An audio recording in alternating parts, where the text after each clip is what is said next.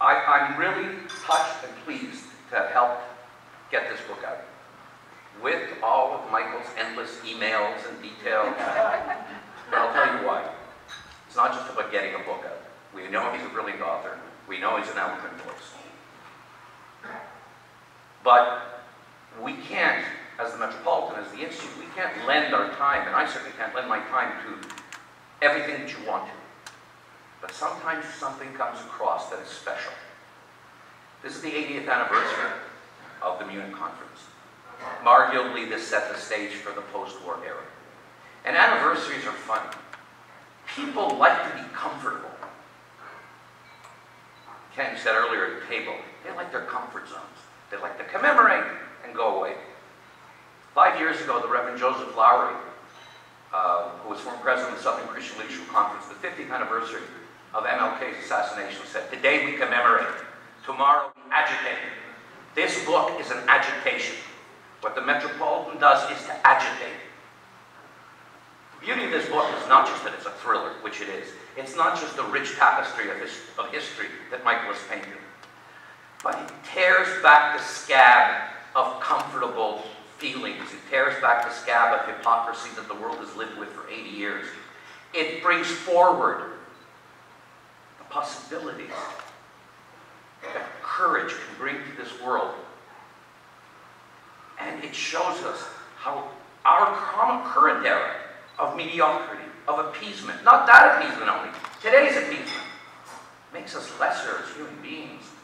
We can't get to Barack Obama's the fullest flowering of individual possibility without the courage and the imagination that Michael has given us in this book. I'll end with this note. There is an expression in the newspaper world between legend and fact, print to legend. That is why we've had 2 generations of stupid. This book, in beautiful, page-turning, heart-stopping form, tears back the scab of mediocrity and lets us face truth. And hopefully we will act on it. Now I'd like to call on a woman who's been an inspiration and support to Michael as no other, Cielo Carin.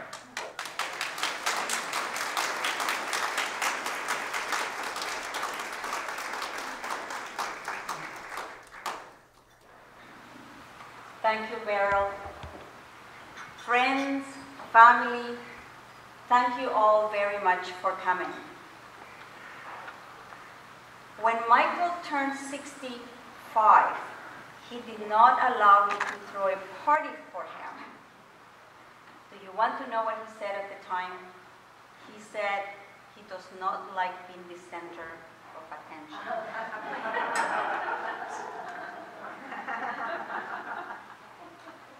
He also told me, hold on the birthday party, hold off on the birthday party. Maybe we'll have a little get-together when the book comes out. Well, at this little get-together today, the friendship and regard for Michael that is so abundant and so authentic truly touches my heart.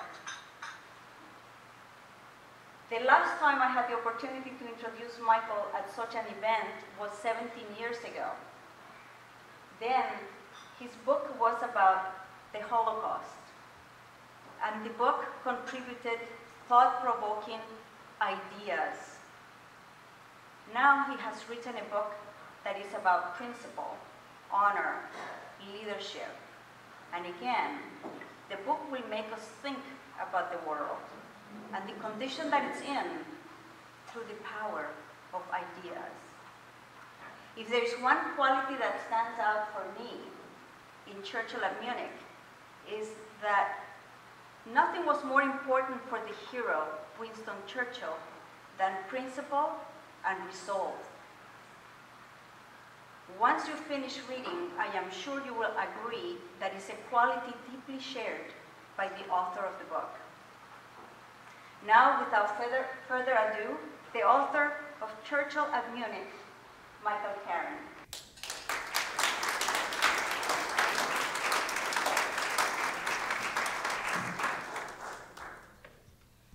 You have just created a most memorable moment for my personal history book. Thank you very much. I must say, it never occurred to me when I began writing the book that in the year it would be published, it would have so much direct relevance to what is actually going on in the world. Which is why I want to say a few words about how urgently the world needs another Winston Churchill. Before I do that, however, there's something even more urgent that I want to say. Much more urgent. I want to say thank you to my spouse.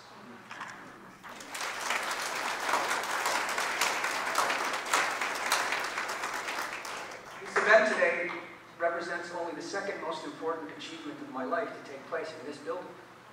It was in this very building, almost a quarter century ago, that Cielo said, "I do," when the rabbi asked her if she would indeed take me as her husband.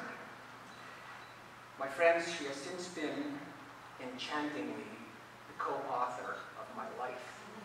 Thank you, Cielo.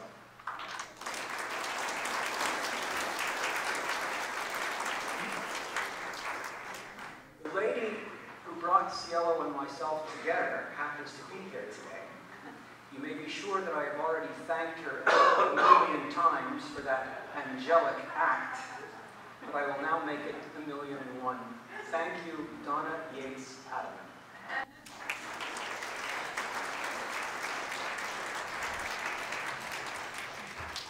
Thank you, Errol Weissman and your Metropolitan Press. Thank you for the endorsement. Thank you for your book. Thank you for your eloquent words. Special thanks to Zoya Mederman for lending her portrait of Winston Churchill. Although the award-winning Zoya has made her international reputation as a bronze sculptor, she has painted countless portraits, among them architect Mario Botta, actress Louise Rayner, painter Jean-Paul Riopel, to name a few. Her portrait of Churchill is destined to hang in the Sir Winston Churchill pub on Crescent Street, but on this day it has certainly added panache to our event. Thank you, Zoya.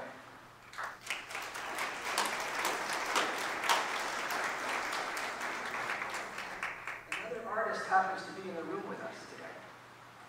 He's hiding behind a pillar, but he is a great Montrealer and Canada's most illustrious portrait photographer. His name is Laszlo, and I want to thank him for making me look good on the back flap of the book. Thank you, my dear friend.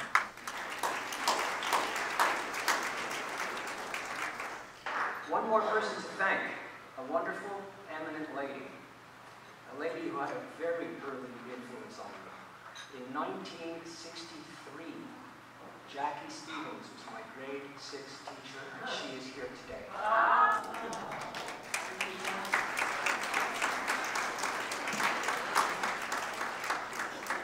I must not forget Joanne Civinetti for her authoritative introduction to these proceedings. Thank you, Joanne. To Winston Churchill, every single one of us owes him a debt of gratitude. I don't think the world can be too often reminded of what this man did. And I don't think our children are sufficiently educated about what he did.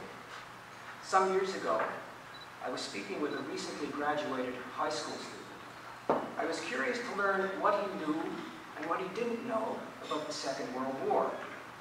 I asked the young fellow if he happened to know the name of the Prime Minister of England during the war. He admitted that he did not know, which would not have been so alarming except for the fact that this young fellow was a graduate of a school named Sir Winston Churchill High. There's a good deal of blame to go around for what the younger generations do not know. Oddly, it happens that Time magazine shares some of that blame. Time magazine did not choose Winston Churchill as the person of the 20th century. The editors of Time could not have sufficiently seriously asked themselves these questions.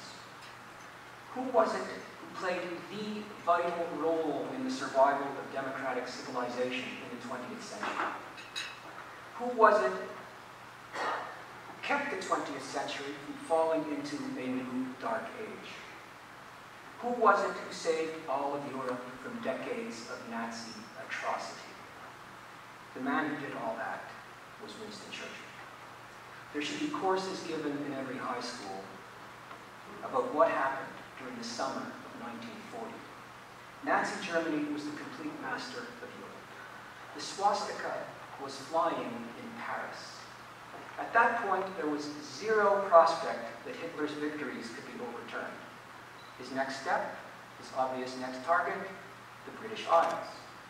It was at this point that Churchill earned the distinction of being the most important person of the 20th century.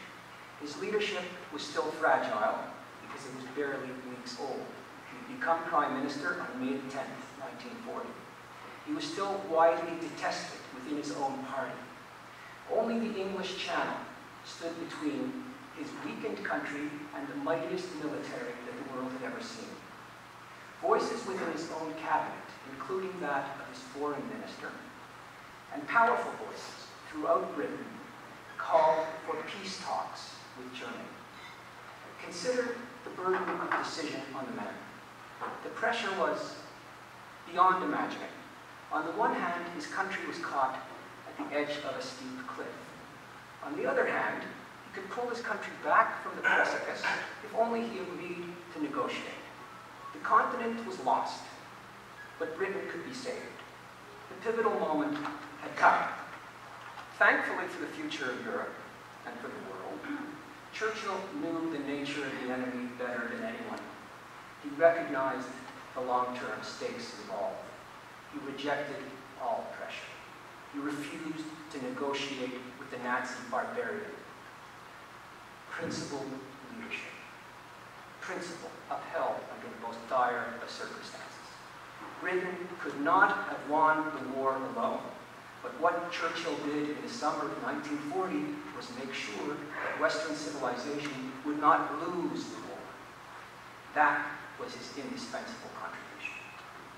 We saw all this in the recent movie, Darkest Hour. But I have to say, Darkest Hour somewhat tampered with reality. The movie shows Winston Churchill, at moments, hesitating. We see him, for some moments, unsure. Go back to the memoirs of those who were there. Churchill never hesitated. He was never unsure. He knew that with all of Europe under the Nazi boot, there could be no negotiation with Hitler. Still, the movie, all in all, was a good thing, a very good thing. But how many people saw the movie? And of those, how many understood the ongoing significance of the message? We have good reason to fear that it was fewer than we might hope. Most critically, among Americans. Let me repeat that. Most critically among Americans. Because nowhere in the world right now is the urgency greater for another Winston Churchill than in their country.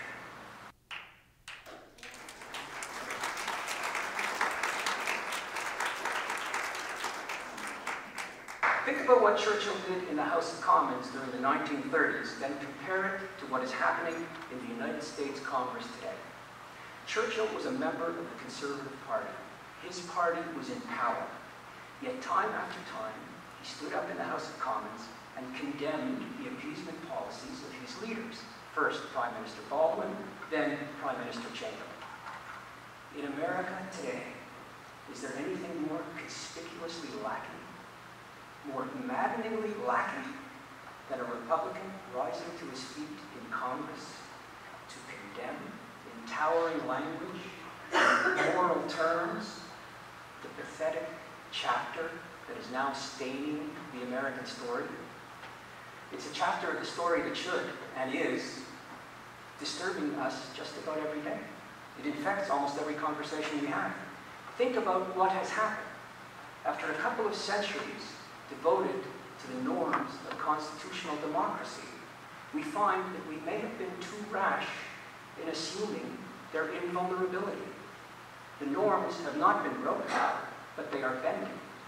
Tragically, there is no individual in the United States Congress, anything like a Churchill to articulate the danger. And there is no individual in the councils of the world anything like a Churchill.